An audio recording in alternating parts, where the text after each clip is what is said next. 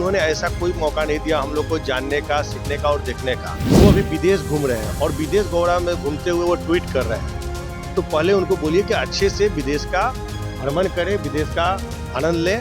देश की चिंता करने की उनको भी जरूरत नहीं है और बिहार की चिंता के लिए हम लोग हैं। वो 100 उतारे और उनका 100 जीत किया है।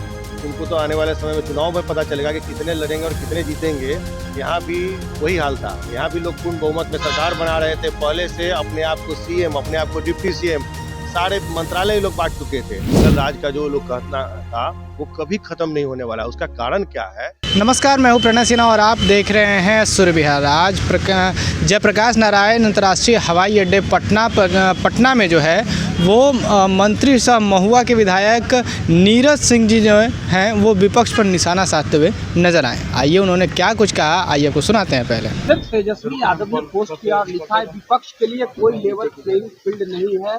इलेक्शन कमीशन उनके साथ, मीडिया उनके साथ, पूंजीपति उनके साथ, सभी सरकारी तंत्र जो है उनके साथ है। विपक्ष के लिए कोई लेवल प्लेइंग फील्ड नहीं है। विपक्ष के लिए कोई भी रहेगा इसी नहीं है कि जहाँ पे अभी सदन में उनकी जरूरत थी, इतने महत्वपूर्ण समय में एक मतलब 5 दिन का जो ये सदन था, इस इतना महत्वपूर्ण सदन था कि बहुत सारे सदस्य जो थे नए चुनकर आए थे और बहुत सारे लोग, खासकर हम लोग भी नए आए थे। तो हम लोग को भी देखना था कि विपक्ष की क्या भूमिका होती है, विपक्ष क्या वहाँ पे सदन में अपनी जवाबदेही को निर्वाह करते हैं, क्या उनका मतलब विपक्ष की भूमिका में रहते हैं। लेकिन उन्होंने ऐसा कोई मौका नहीं दिया हम लोग को जानने का, सीखने का और देखने का।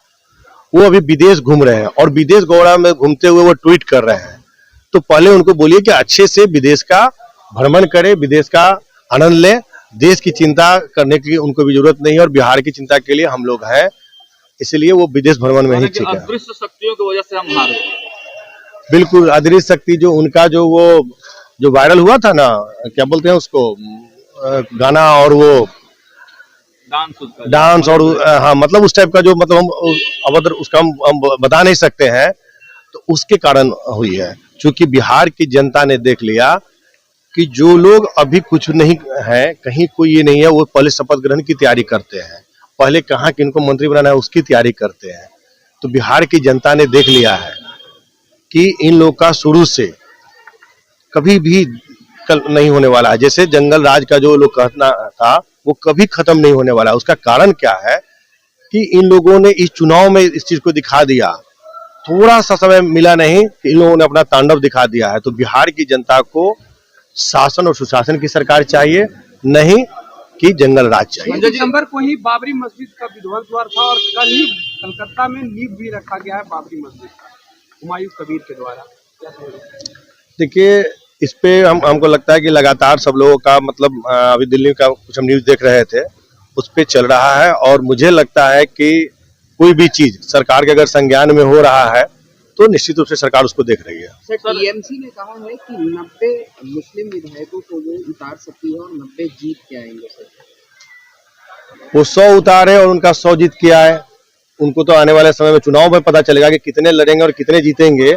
यहाँ भी वही हाल था, यहाँ भी लोग पूर्ण बहुमत में सरकार बना रहे थे। पहले से अपने आप को सीएम, अपने आप को डिप्टी सीएम, सारे मंत्रालय लोग बांट चुके थे। तो उसी प्रकार से उनका भी हाल है। आने वाला समय में रिजल्ट बताएगा। संजय जी, कल असम के प्रदेश अध्यक्ष की घोषणा आप लोगों ने की, क्या विधानसभा का चुनाव लड़ेंगे असम? देखिए, पहले भी हम लोग, इसके पहले भी मणिपुर में हमारे विधायक भी थे, मंत्री भी थे। तो हमारे नेता आदरणीय श्री चिराग पासवान जी शुरू से ही पूरे भारत में अपना संगठन, हमारा कोई आज नया नहीं है, हमारे पूरे भारत में संगठन के लोग हैं। आज कोई भी स्टेट में अगर आप उठाएंगे तो हमारे संगठन के लोग हैं। आप देख रहे होंगे कि सरदार रामविलास पासवान जी के समय से ही, इसके पहले भी हम लोगों ने, उनके समय में भी हमने कई जगह चुनाव लड़ा, कई जगह चुनाव जीते हैं। कोई पहली बार हम लोग चुनाव नहीं लड़ रहे और पहली बार कोई जीतने नहीं जा रहे हैं। नहीं, निश्चित रूप से हमारे नेता एनडीए से, इसके पहले भी अगर झारखंड में हम लोग एक ही सीट लड़े थे, लेकिन निश्चित रूप से हम लोग एनडीए के तालमेल में लड़े थे। बिहार के 40 पदाधिकारियों का वेतन रोकने का निश्चित रूप से वजह था कि हम मुजफ्फरपुर जोन का बैठक किए। बैठक करने के बाद हमने बहुत सारे अनियमितता पाई और सबसे बड़ी बात है कि यह शासन और सुशासन की सरकार है। और इसमें हमारे लोकप्रिय माननीय मुख्यमंत्री जी का जो 7 निश्चय योजना है कि हर घर नल और हर घर शुद्ध जल, ये मुहैया कराना हम लोग की प्राथमिकता है। और उसमें हमने देखा कि घोर अनियमितता है और जो पदाधिकारी हैं वो काम नहीं कर रहे हैं। तो अब वैसे पदाधिकारियों को हम लोग नहीं रहने देंगे जो काम के प्रति लापरवाह है। हम लोग को चाहिए कि जो काम के लिए एकदम लगे रहें और काम को सही ढंग से करें, और जो नहीं करेंगे अभी आने वाले समय में और लोग इसमें निलंबित होंगे। सुना आपने कि उन्होंने विपक्ष पर किस तरह से निशाना साधा। उन्होंने कहा कि विधानसभा में इतना महत्वपूर्ण सत्र चल रहा था, चुनाव के बाद ये पहला सत्र था, शीतकालीन सत्र, जिसमें कि उन्होंने तेजस्वी यादव पर निशाना साधा है और साफ साफ कहा कितने महत्वपूर्ण सत्र को छोड़कर जो है सिर्फ हाजिरी लगाकर वो जो है विदेश घूमने चले गए हैं। अब क्या कुछ होता है, विपक्ष इस पर क्या प्रतिक्रिया देता है, तेजस्वी यादव कब आते हैं, क्या उनकी प्रतिक्रिया रहेगी, ये आने वाले वक्त में पता चलेगा। फिलहाल के लिए इतना ही। सूर्य बिहार पर हमारे साथ बने रहें। मैं हूँ आपके साथ प्रणय सिन्हा। बहुत बहुत धन्यवाद।